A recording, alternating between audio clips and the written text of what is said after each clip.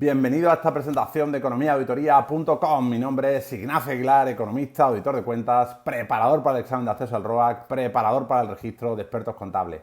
En esta entrada, que forma parte de una serie sobre riesgos de auditoría, pues quiero hablarte de un caso en concreto que lo he publicado aquí junto con algunos informes de auditoría de BM Growth en 2023, ¿vale? El caso es el de IDF y en concreto vamos a tratar el tratamiento de un cambio digamos, en el método de consolidación en el año 2021, el impacto que tuvo en el informe de auditoría en 2021 y en 2022, ¿vale? Y el abordaje por parte de los auditores de cuentas. Entonces, en el año 2021, bueno, en las cuentas anuales, el primer problema que nos vamos a encontrar es que las cuentas anuales de IDF del año 2021, pues realmente son muy difíciles de leer, ¿vale? Si te das cuenta, voy a ampliarlo, pero si ves apenas es legible, es decir, esto no se puede leer, ¿vale? Entonces lo que he hecho ha sido descargarme del registro mercantil las cuentas anuales, ¿vale? Con un informe de posición económica. Fíjate lo que pasó en el año 2021, ¿vale? Si nosotros cogemos este informe de posición económica de EIDF, ¿de acuerdo? Y vemos algunos parámetros, ratios, respecto a compañías del sector, nos damos cuenta, por ejemplo, que la tasa de variación de la cifra neta de negocios es del 118%, ¿vale? Con 3. Cuando los que peor lo han hecho, el 25% peor del mercado, ha caído un 11,42%, menos 11,42%, y los que mejor lo han hecho, el 25% del cuartil que mejor lo hace, ha crecido un 39,53%. Por lo tanto, prácticamente EIDF, en lo que respecta a su cifra neta de negocios, pues ha multiplicado por 4 a los mejores del mercado, ¿vale? Lo mismo ocurre con el resultado económico neto partido de la cifra neta de negocios, rentabilidad, liquidez, ¿de acuerdo? Realmente las cifras son excepcionales. Bueno, en endeudamiento y solvencia y capacidad de reembolso de los intereses cae un poquito más, ¿vale? Pero sin lugar a dudas, el crecimiento del negocio los ratios de crecimiento del negocio son impresionantes, ¿de acuerdo? Bien, ¿a qué se debe esto? ¿No? Pues para eso tenemos que entrar en las cuentas anuales del año 2021. En la entrada te he resumido aquí los párrafos clave, ¿vale? Pero yo lo primero que me gustaría hacer es irme al informe de auditoría, ¿de acuerdo? Si nosotros nos vamos al informe de auditoría de IDF, ¿de acuerdo? Informe de auditoría, que es este de aquí, es un informe de Crowe, ¿vale?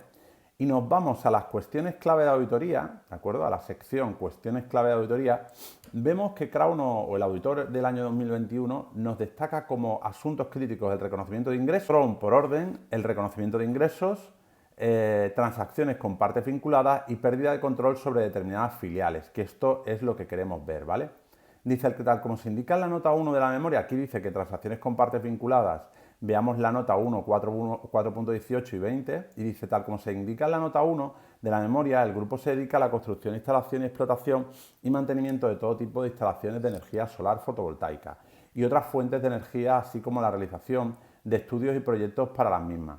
Durante el ejercicio 2021, el grupo ha realizado operaciones con partes vinculadas por importe de 23.335.000 de euros, ¿vale? 23,3 millones de euros, lo que supone aproximadamente el 56% del importe neto de la cifra de negocios. Y el auditor ya nos avisa que el 56% del importe de la cifra de negocios, es decir, el 56% de esta cifra de negocios que es tan impresionante, ¿vale? Lo está realizando con, bueno, pues con partes vinculadas, ¿vale? En concreto, con partes vinculadas, ¿de acuerdo? Ahora veremos en concreto.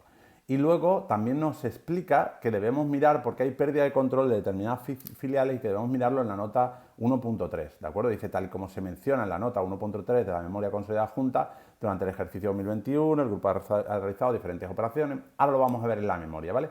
Por lo tanto, tenemos una cuestión clave de auditoría sobre reconocimientos de ingresos, que en principio el riesgo de fraude en el reconocimiento de ingresos es hasta cierto punto obligatorio, ¿de acuerdo? O tendrían que justificar muy bien porque no es un riesgo. Tenemos un tema que ya no es, que también se considera riesgo significativo, pero que ya es más particular de esta compañía. Es decir, es bastante común encontrarte una cuestión clave de reconocimiento de ingresos, pero no es tan común ya las transacciones con partes vinculadas y mucho menos va a ser común tener una cuestión clave por la pérdida de control sobre determinadas filiales. Entonces vámonos a la nota 1.3 y vamos a leer qué es lo que ha pasado, ¿no? Pues tenemos una compañía con un crecimiento fuera de lo normal en la cifra de negocios y en determinados ratios de crecimiento. Vámonos a la página 13, ¿vale? Aquí estamos dentro de la nota 1.3 y vamos a ver qué es lo que ha pasado. Me voy a ir del tirón al kit de la cuestión. Dice, en el mes de diciembre de 2021, el grupo formalizó acuerdos de socios con Icopus S.A.R.L. y Cinia Renovables S.A.U. para controlar de forma conjunta el subgrupo IDF Generación S.L. y las filiales participadas por Cinia, pasando a ostentar el 91% y el 76,10% de participación, respectivamente. Estos acuerdos implicaron la pérdida de control que el grupo tenía sobre las filiales antes mencionadas, ya que suponen que las decisiones deberían tomarse de forma colegiada y, por tanto, el control del subgrupo EIDF Generación y las filiales participadas por Cinia será conjunto, es decir, pasamos de control a control conjunto, ¿de acuerdo? ¿Por qué? Bueno, pues esto lo explica la norma, podemos verlo, no hay ningún problema, lo tenemos aquí, nos vamos a las NOFCAC, ¿vale? Vamos al artículo 4 de las NOFCAC y vemos bueno, pues la definición de empresas multigrupo, ¿vale? Las empresas multigrupo.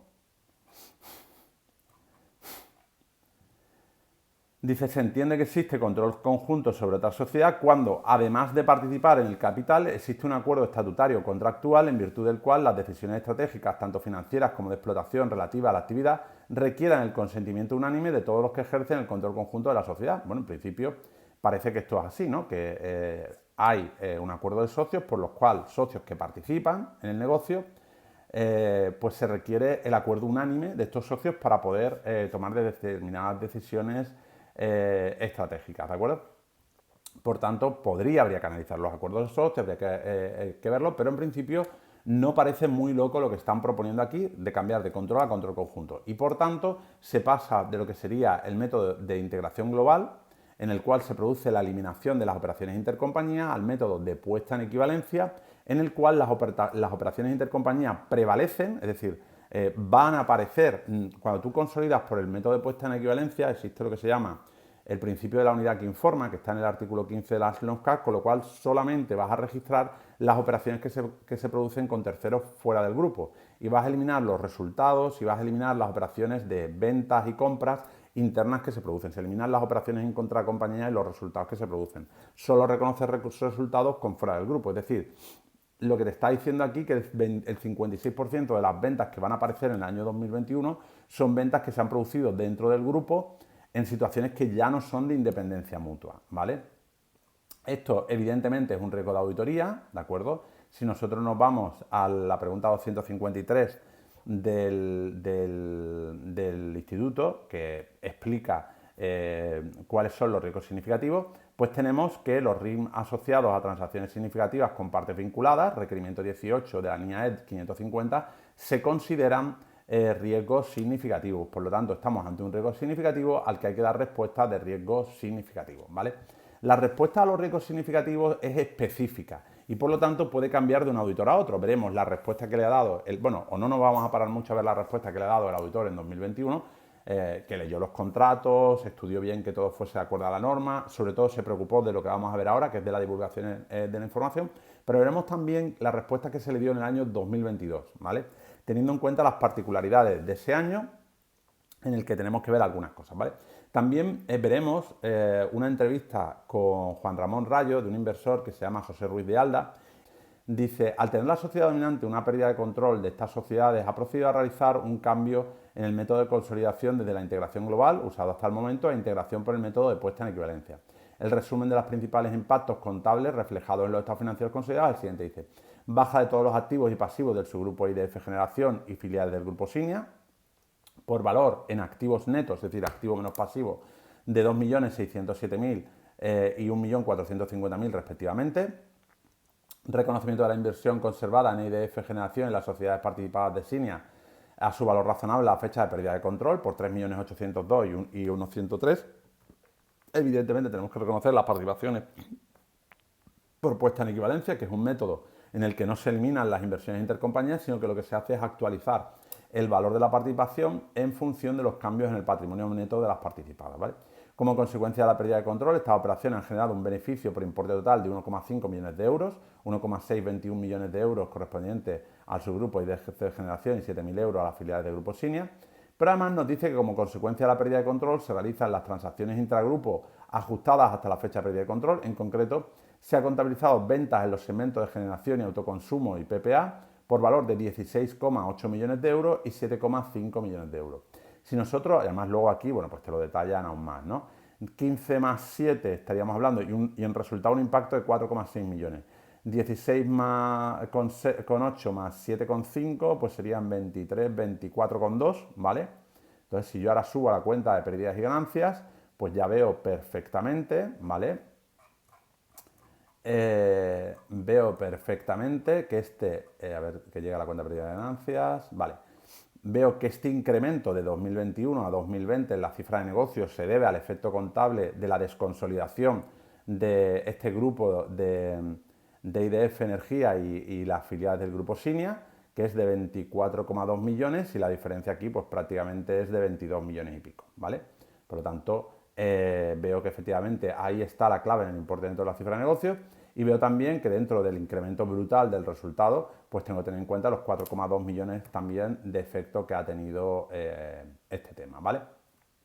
Bien, bueno, pues esta es la cuestión que nosotros vamos a tratar y vamos a ver. Ahora a continuación lo que vamos a ver es, bueno, yo creo que todos tenemos claro lo que ha pasado aquí, ¿vale? Todos vemos cómo realmente estas variaciones tan espectaculares no se deben en gran parte, ¿de acuerdo? Como nos informan las cuentas anuales y como informa el auditor, se debe en gran parte a un cambio, a la desconsolidación de una serie de sociedades que tiene su correspondiente impacto en las cuentas anuales, ¿vale? En cuanto a la información comparativa, bueno, pues efectivamente en la memoria se da la información comparativa. Yo no sé hasta qué punto habría que reexpresar cifras comparativas porque estamos hablando de información nueva, ¿vale? Esos acuerdos de socios, si se corresponden con el ejercicio 2021, en principio es información nueva, ¿vale? Ya sería discutible, los comentarios son todos vuestros, pero yo entiendo que realmente la información en memoria sería la forma correcta de actuar, ¿vale? Pero ya cada uno, es una opinión personal de Ignacio Aguilar, ¿eh? Ya cada uno tendrá su punto de vista, en este caso concreto que hablamos de acuerdos novedosos, de nuevos socios y acuerdos parasociales novedosos, ¿vale? Perfecto. Ahora a continuación vamos a ver esto mismo, comentador José Ruiz de Alda, y cómo es su punto de vista, que vamos a tratar de matizar un poco. Vamos a ver.